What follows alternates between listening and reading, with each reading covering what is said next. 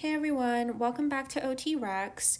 As some of you may already know, I am a clinical supervisor at my outpatient pediatric setting, and I wanted to share an overview on some of the things that I look for when I am reviewing others' evaluations, plan of care, and notes. So, this is mainly about reevaluations and evaluations because I noticed that these areas come up consistently for new therapists as well as seasoned therapists. And it's kind of tricky because everyone has different writing styles. And especially if you've been doing something for a long time in a certain way, it's hard to fix the style of your writing. But I think that these areas that I've listed on the screen are very important for you guys to keep in mind for professionalism, accuracy, and also just a smooth authorization process with your insurance. So, this information does specifically pertain to outpatient pediatric settings because I have more experience there, but I think this will generalize to any setting, and it's important that you look at this holistically when you start to write your reports. Okay, so let's get started. I know that some of these will feel so obvious, but for people who struggle with these areas, these are really important. So, spelling is a really big one. You want to make sure that you are spelling the child's name or your client's name accurately throughout your entire report. I know oftentimes in my setting, a lot of my kids go by a different name or possibly a nickname that is not the same as their legal name. So it's okay to start off your very first sentence at the top of your report with their full name and then put in parentheses the name that they go by in the clinic, like their nickname. And then after that, you can refer to them by their nickname. I think that's fine for their write up, but for their goals, I think that it's best to write their full name, whatever is their legal name, so that when insurance is reviewing it, it's easy to match up their paperwork and their names. There have been times where people have spelled their names wrong and it will actually bounce back and cause issues. So that's a very easy error to avoid, and just peruse your entire report before submitting to make sure that everything is spelled accurately, especially their name. All right, the next area is grammar. So, something that I come across often when I'm reviewing is that I think when people are rushing to write a full report, they sometimes forget spacing or they might add an extra space between their sentences accidentally. I get a lot of run on sentences, and that makes it very challenging for the reader, whether it's the parent or insurance. It's just hard to find the necessary information that's going to help qualify these clients for therapy. So, just think of it from the reader's perspective. If you have sentences that should be three separate sentences, but you're putting them all together, mashing them up without proper punctuation and commas, it's extremely difficult to read through. So, if you feel that this is a difficult area for you and you tend to write run on sentences, you can also use bullet points, especially if your setting is okay with it. Most settings are very comfortable with therapists writing in their style as long as the information is there. So, really, at the end of the day, all insurance is looking for is that your test scores indicating they have needs, that the person has, below average areas, or self care deficits. Those are the main things that they want to see along with the goals. So, your test scores and your goals are really the main thing, but we have all this other, content that we have to word properly and professionally. And if it's written in a way where it's very disorganized and hard to read, sometimes the person who's reviewing, the reviewers, will just send it back and say, I can't find this information, even though it's there. So, organization is important, and grammar plays a huge role in making this easier for everyone to read. So, proper punctuation, this means every sentence should start with a capital letter. I know that seems very straightforward, but believe me, it doesn't happen regularly. And consistency is very important. So, some people like to put periods at the end of their bullet notes and at the end of their goals. I like to put periods at the end of my goals because it feels professional, it feels organized. But for some people, they don't. So, they might say, client will unbutton and button 3 medium-sized buttons with minimal physical assists, 3 out of 5 trials. Let's say that was the goal. So I would put a period at the end of it, but some people don't. So here it really comes down to preference, and I'm not really too particular about this. Your setting might be, but to me, if you're going to put a period at the end of one goal, you should put a period at the end of all of your goals. If you start your goals mostly like with the same phrasing, like client will, then I think all of them should just start that way. I think it makes reading it much more like easy on the eyes too. I've seen it where like someone will write like to support fine motor and self-care skills in, upper body dressing, client will, blah, blah, blah. And that format of goal writing is okay. It's just that when you're reading it, if you have goals that all are written in very different formats and styles, I think that can make it very challenging to sort through, especially if you have other therapists who are working on the same caseload with you and you might share patients with some people. I think it just makes it harder to read and assess the goals. Keep it simple. So if you're saying, patient will, client will do X, Y, and Z with this much support out of this many trials or accuracy, I think that's all you need. And then I like to put the reason for what it's supporting at the end of the goal so that it's not kind of diluting the goal itself. So at the end, I'll put to support self-care skills or daily living independence in whatever it is, dressing, toileting, whatever that is. So it is important to include that, but I do think that formatting all the goals in the same structure does make a difference.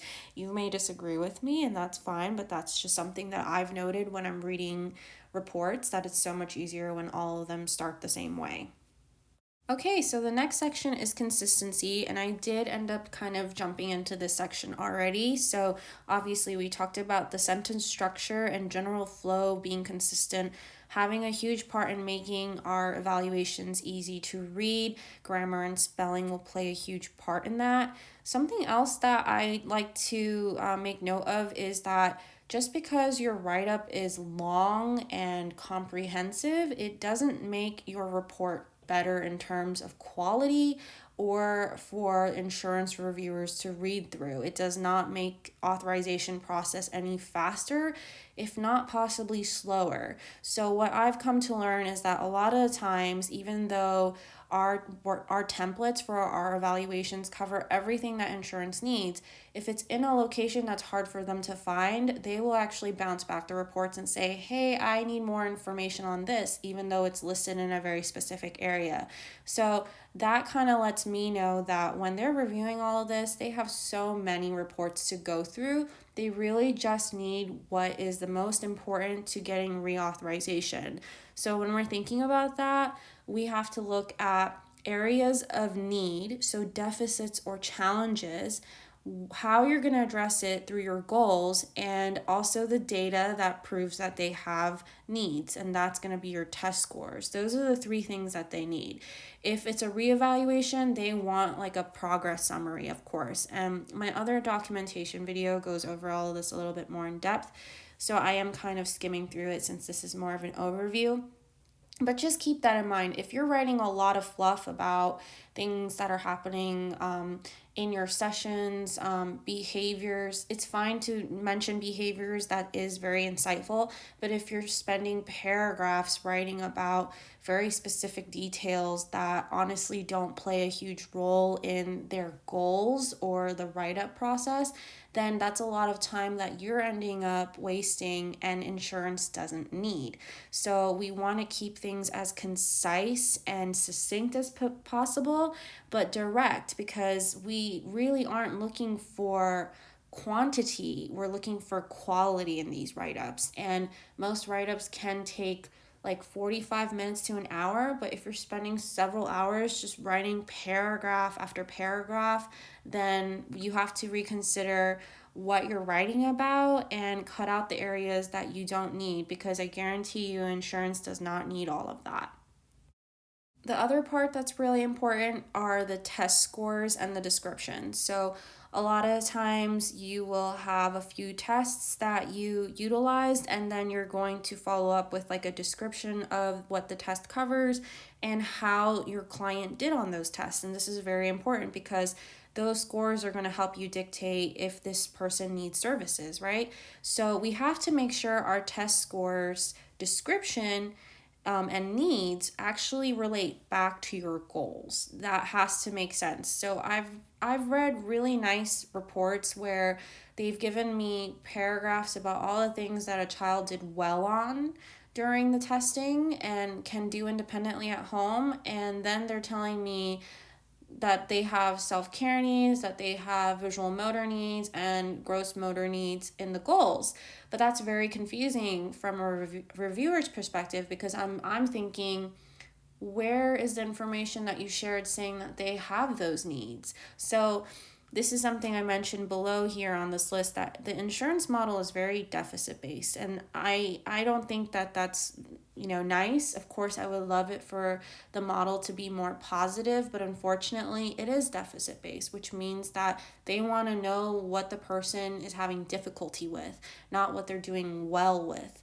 So when you're writing your initial evaluation for someone, yes, you can write things that they are doing well in, that they don't really need help in, but your main area of focus should be the areas that they have problems in. So things that they're really struggling with at home, and that's what your test scores are hopefully going to show, as well as your goals on how you're going to help them during the intervention process. So you want to try your best to connect back to those daily living skills in the goals and your visit notes. That's something that I think a lot of therapists forget. Sometimes if you write a reevaluation and it's not thorough enough, they'll look back on your notes, especially Medicaid. They want to look at the past 3 months in our pediatric setting. So all those visit notes are going to go back to them. If you are not updating home plans, or you're writing things in your weekly notes that are very repetitive or don't really show much progress, that's a very big red flag to them, because why would they want to renew or provide authorization when you're not indicating much has changed, yet you're asking for more services? You see what I'm saying? So we have to make sure all of this adds up.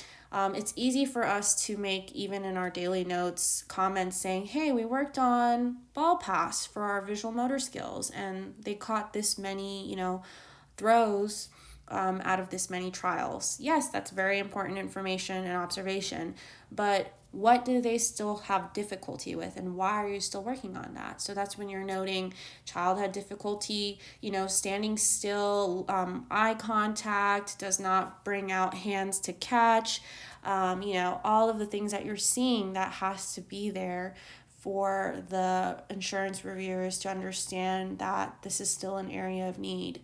So I know it's really hard to look at it from a deficit perspective, and I hate that that's how it's set up, but unfortunately, that's the way we have to kind of wire our brain when we're writing these reports.